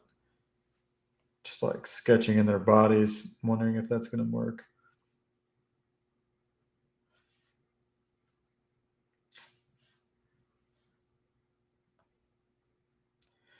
See how I have it like this, sloping up? I might want to do it the other way around. One of the cool rules in storyboarding is, when you want like the enemy to feel oppressive, you want them to cover more space on the page, not less.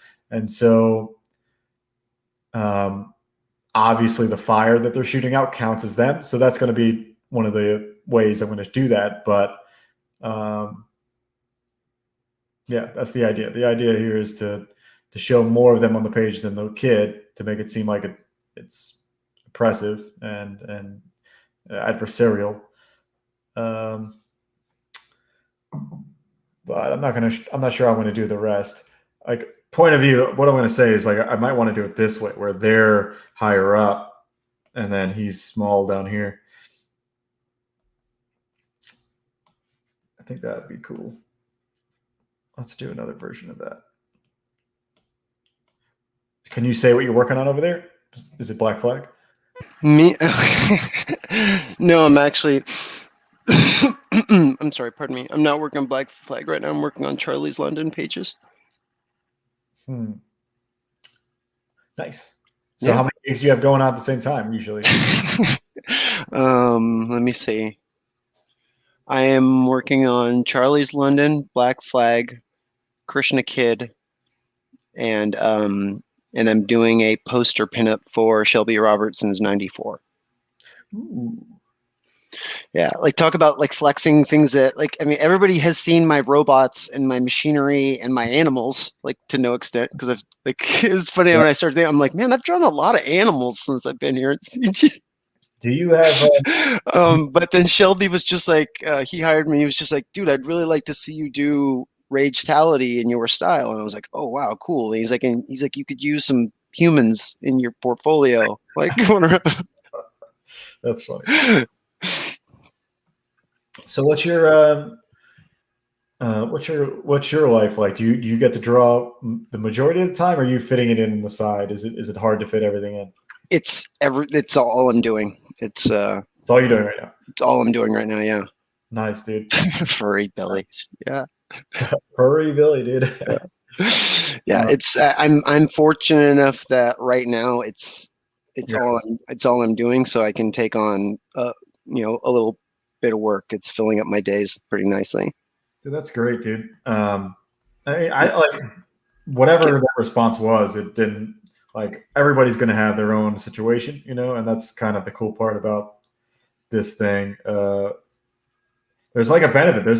There's indeed a benefit to you not be able to do the art full time like I am.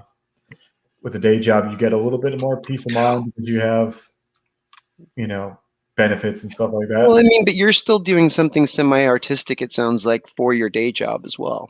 I mean, you're getting to flex a different creative muscle for your 9 to 5. Are you familiar with the book Rock and Roll Ninja? I do. By Richard C. Meyer. And the artist, he contacted me a couple times. Yeah, Richard C. Meyer did? Not Zach. No. The artist. Who? The artist. Oh, Matt Barr. Yeah, Matt Barr. Yeah. No, Matt Barr. He's really great. He's actually been hanging out a bunch, like within the community more. Like once he's, I think, started getting towards the tail end of Rock and Roll Ninja. Mm-hmm. I don't know what the impetus was, But he's totally been like hanging out with us and like doing draw streams, and like he's been on like every episode of Fragga June. And he's just like, dude, and he is just a kick-ass like artist, and what seems just like really on the level cool guy. And on the level, I like that term. yeah. Yeah. So that's been that. I forgot what the point was of what we were talking about and why I brought up Matt Barr. Yeah, you brought up Rock and Roll Ninja for some reason. I'm not sure exactly. Yeah. Well, I think I just brought it up because I wasn't sure. Like, what were you talking about right before Rock and Roll Ninja? And stuff like that. Oh, day jobs, right? That's it. So like part of his day job that he does sometimes is he actually does. He's like one of those people that he's a storyboard artist, and he does like storyboards for like, I think like the NFL or like ESPN or some shit. Matt Barr or yeah, Matt Barr. Oh, nice. So it's like he has the comic gig, and then he has like a separate day gig that is still kind of creative, you know, where that's much more creative than my job, because I do storyboards a little bit once in a while here and there for commercials and stuff, but the stuff I do is nowhere near like that creative. So if it was, I would say that would be a good point, but you know, my job is a little bit. It's tedious. You have to like this, dude. Endless Excel sheets, endless, like folder structures, hierarchies, meetings, just stuff that you don't want to deal with when you want to do art. Stuff that's antithetical to the creative process. But you do like it does sync you up with getting ready for like having to do with all that for yourself. Like eventually, right. You do have to like have a business yourself. And so it's kind of probably made it easier for me to like get accustomed to, talking to clients and stuff, all the rest, if you need to do stuff like that. Well, it's that was, I guess, one of the other things that was going on, and like when in the 3 weeks that you were gone, is people talking about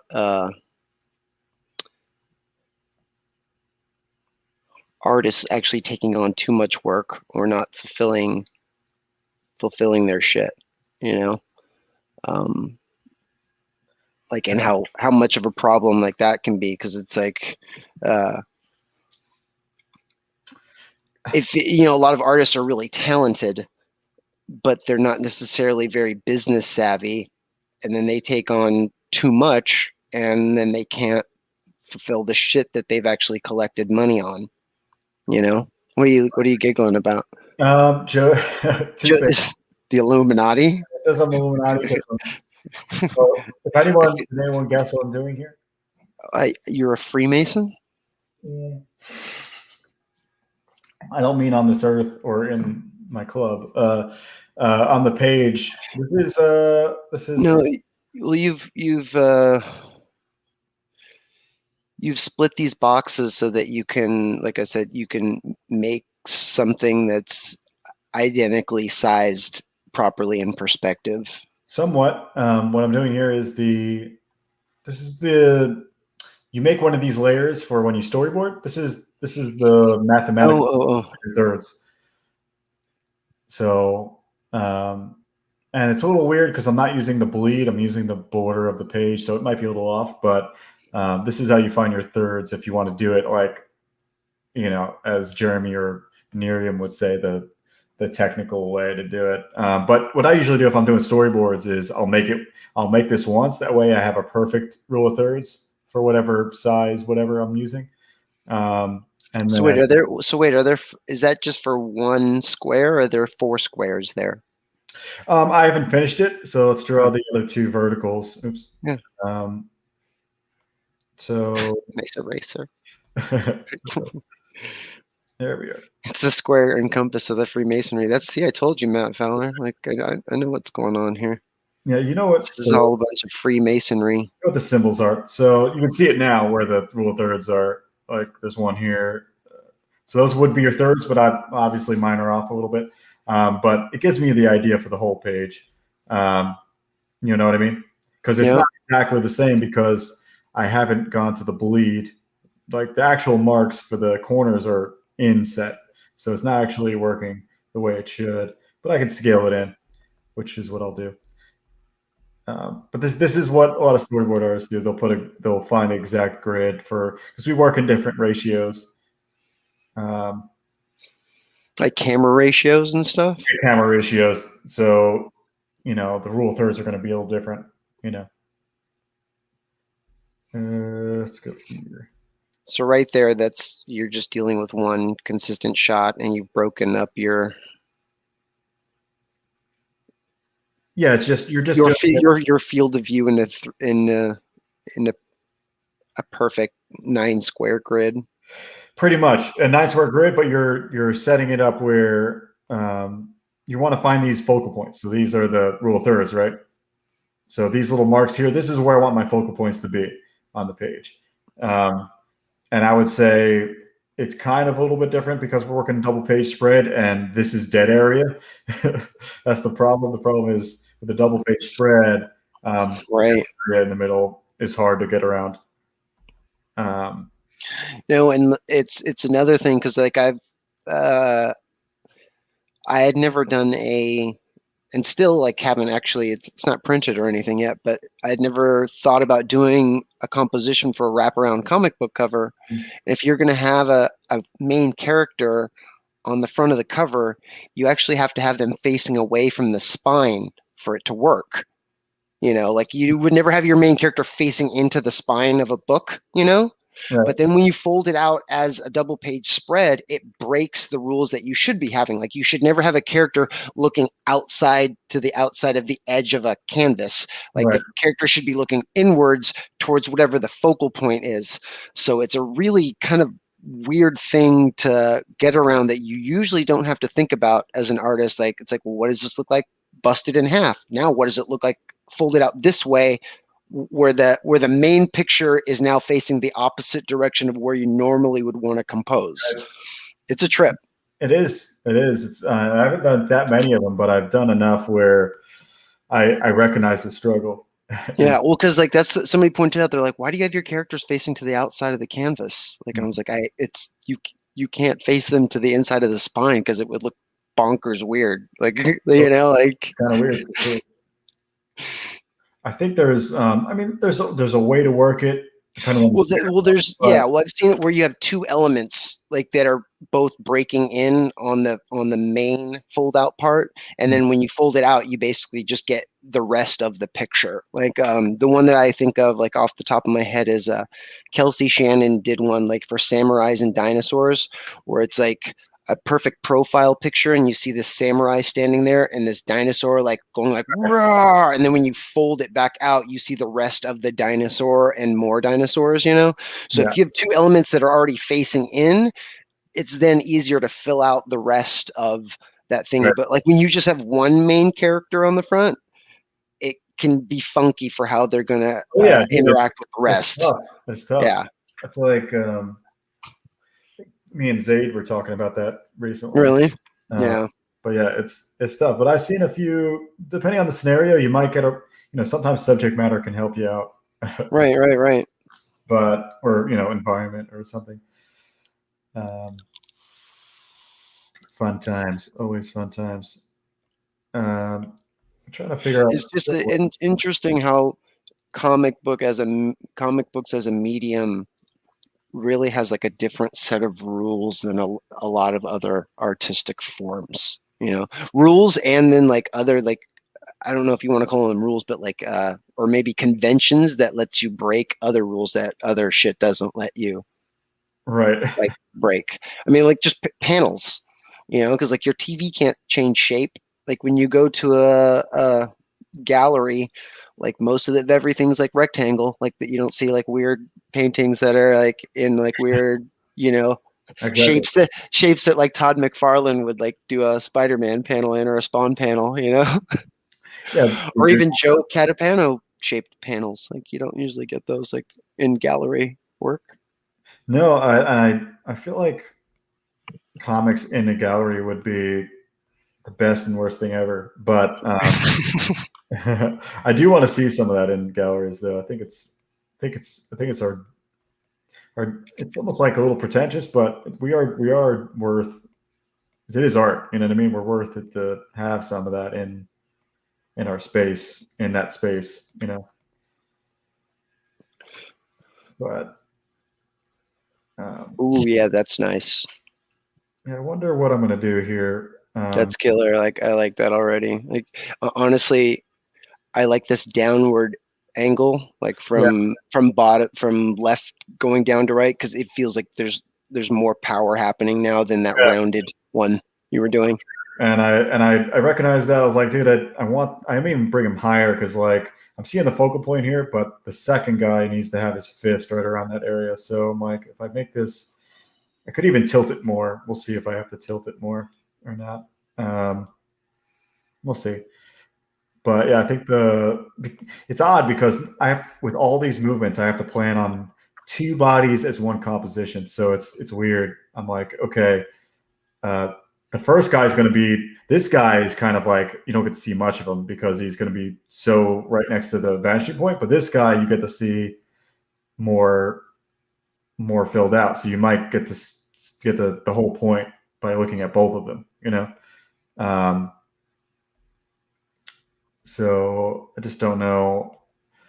At first, it was messing with me because um, I feel like you know how hard it is to make a symmetrical kind of movement happen between two people. It's pretty tough, and I'm sure I'll be a master at it by the end of this book. But it's pretty tough.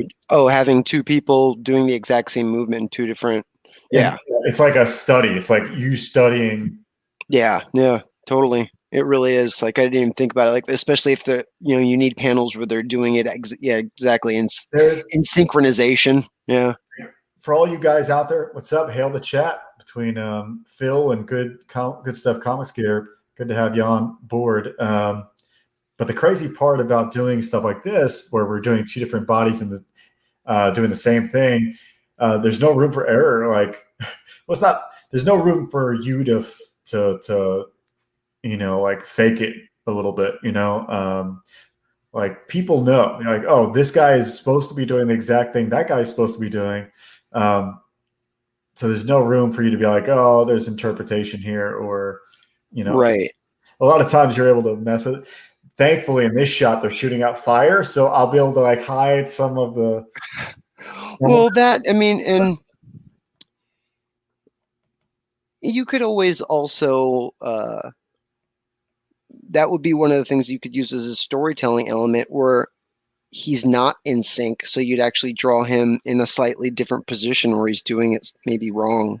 And it's just like, and then the guy has to like point out like you're not doing it right, and then you see it in the next, and then you draw it in the next panel where like it's happening correctly.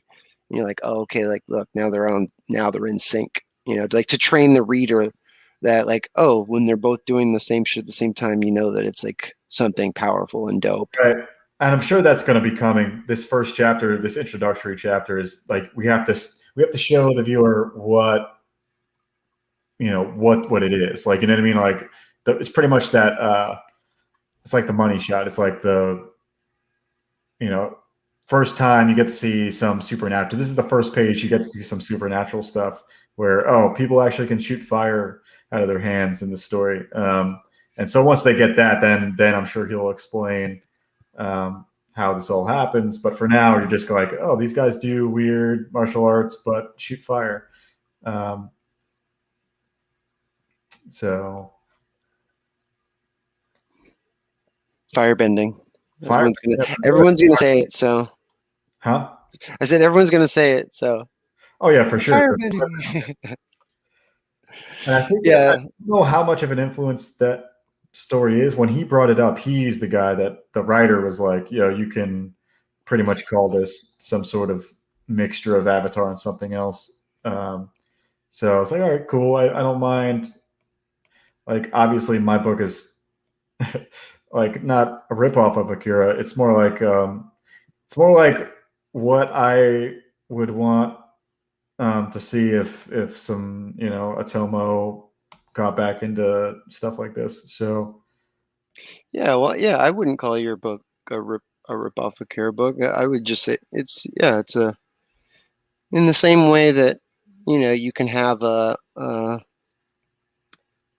Japanese hero team book, and that's just like what kind of the genre is. Like yours is just like a cyberpunk like racing book. Like that's it's almost like your book could still exist in the same world, you know? yeah, it's pretty close. It's like the idea is I'd hope that in the end it doesn't feel anything like Akira, because that's kind of the point. I think eventually is to have it where I don't have to be like, oh, it's if you like Akira, you'll like this. You know what I mean? You're just like, oh, it's Star Circuit is just Star Circuit is just Star Circuit. Right. So in the end, hopefully, it comes something to comes back to that. Hopefully. Well, I think readers are starting to warm up to the fact of like themed books, like where it's just like it's in the same way that this is a superhero book, like this is a racing book, like, and especially like there's a lot of manga readers out there that are used to just like, oh, just like it's it's a book about baseball or whatever, but it's really about the characters, or what have you. It's like Right. you're using this the framework to tell a story. Like, weren't you yeah, it's you that was telling me about, like, don't write for plot, write for Theme. theme. Yeah. Exactly. Yeah, for sure. So there's definitely many ways to go about it and coming up with the same awesomeness. But I like theme. I like basing it off of like a centralized point where it's almost like a cheat for you. If you write your story around theme rather than plot, um, you're going to end up with a story that is cohesive, and most people don't know why it's cohesive. Right. So you're talking about so many different things, and all the characters seem like they fit in the same world, and all this stuff. But at the same time, it's like a secret, invisible anchor that keeps everything cohesive. But they won't recognize it necessarily until you talk about it. That is. I'm trying to figure out what I want to do with this foreground character. Can't tell. Let me see what this is. When in doubt, read the script. How about that?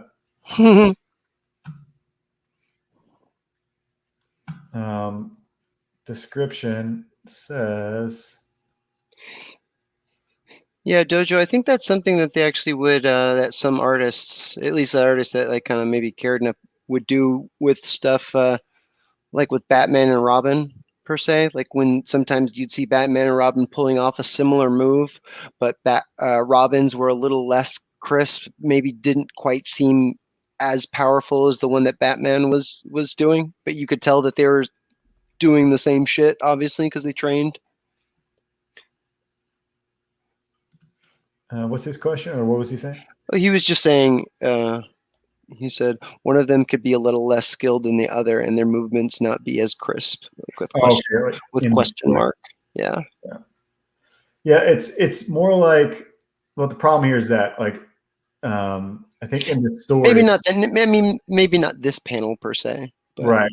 yeah. And eventually, yeah. I think, but I do think the point for this type of world building and this type of concept Ooh. is that if you don't get it perfect, nothing happens. So Is he doing a this right he here? was. I'm doing it more coward, but I, same I pose. I like that pose though. Yeah, it's gonna be. It's better than you're getting him from the side back rather than the total back from like Right. before. The idea would be him turning toward the camera. You get to see his face, Right.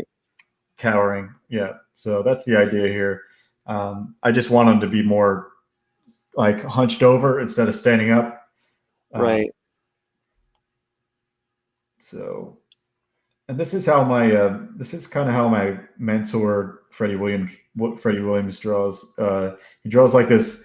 It's almost like don't lift your pencil up from the page. You just keep flowing with it. Right. And then he picks the right lines afterward. But I like drawing like this way because you have to be kind of warmed up a little bit to get it working because you can totally muddy up the page. But that's the whole point. The point is to find the gesture. Well, Uh, can you hear that fire engine? yeah, it can. All right. So when somebody cowers, do they lift their leg? I feel like girls do that when they're scared of something. They lift their legs. I think that it's kind of a slightly human because you're as a human like you're naturally trying to guard your midsection, your torso. So it's kind of just like you're lifting your leg, you're crunching your arms in. It's almost like you're balling up to like take a hit, because Yeah. even in if you were taking a kick like a roundhouse kick to the side and you were like doing Thai boxing, like you would actually bring your arms in and maybe one leg up to like block that whole Right. kick going from that side. So And this I kid think is trained, so he's just cowering, covering his he's face. like he's cowering. He's a pussy. He's gonna cower from. I don't know how. I don't actually even know if he knows people can do this, but I'm assuming that it's maybe well known that there's people that can do this. Um, don't think it matters at this point. Let's see.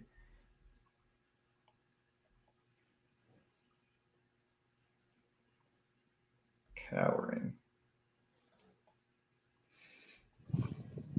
Hmm. So, what's your plans today? You're gonna keep you're gonna hit the grind out the artwork today, or what? I have 2 pages that I need to turn in today. I know that I need to take a break here just because I've been looking at the screen for like 4 or 5 hours now, and just Yeah, good we're to take an here good to take an eyeball break. yeah, for sure. I need to finish this. I've got I think it's I don't know if it's actually a secret, but I'm doing a cover for one of the CG books that I have not announced yet, but that has got to be done soon. So A cover for a CG book that you haven't. announced yet, but maybe Wait. That's a cover that's not your project. yeah. Wow. So that's big. I had a secret project last week that I did that I can eventually talk about, and that one's pretty big, and it turned out pretty awesome. What's that one? I can't talk. I mean, Oh, you can't talk about yeah. What's that one?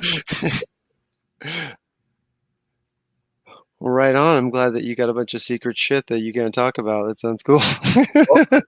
The cover is at least the one that like is. Not that I didn't want to talk about it or that I wanted to bring it up just to tease, but just to say what I was kind of maybe doing today. Could be that, could be this. Most likely this because this thing has been long overdue.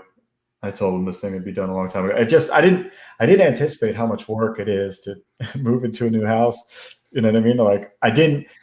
If you asked me in March, how many weeks is it going to be to get in and just like kind of get set up? I wouldn't tell you 3 weeks. Yeah. You would have said something a lot less. Yeah, maybe a week and a few days. It's like 3 weeks, and we're not even scratched the surface. So it's like 3 weeks of like not able to do anything. Yeah. Crazy. All right, so we have a guy probably mess around and squash and stretching, but he seems a little bit too muscular.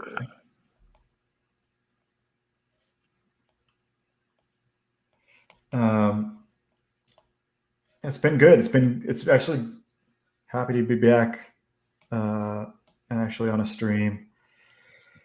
Talk to people. I'm so stoked for Hard Circuit, guys. It is like it's been making this thing for so long, and it's finally get to see it on the page and see it on shirts and see it everywhere.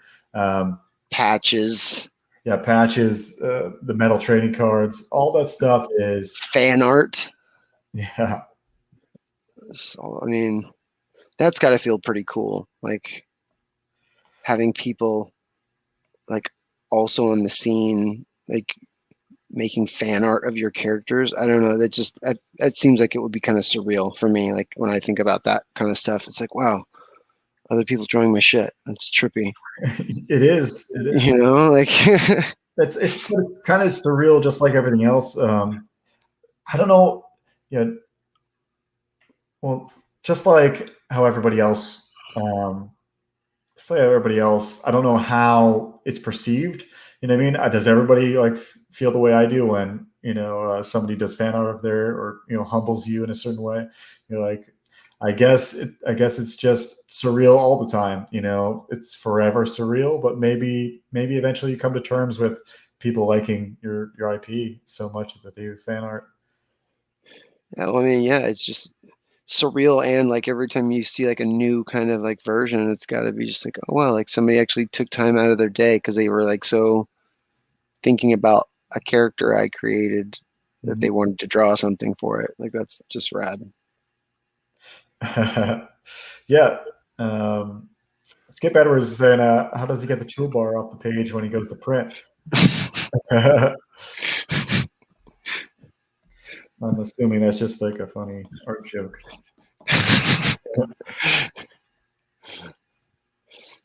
Um, okay, so this is pretty much a better start than the other one, at least. I knew I wasn't going to get too much work done, except this guy's not standing straight as if perspective was real. So let's rotate him around.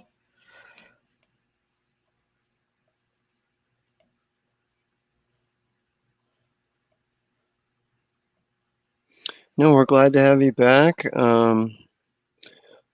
Said any move, no matter whether it's just a couple of miles or across a state line, it's can be a stressful, time-consuming thing.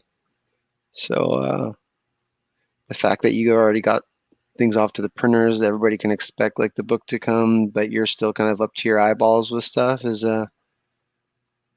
we're glad to have you back. Yeah. Yeah, I mean, uh, anything coming this soon, like a campaign that is fulfilling quickly, is a good thing.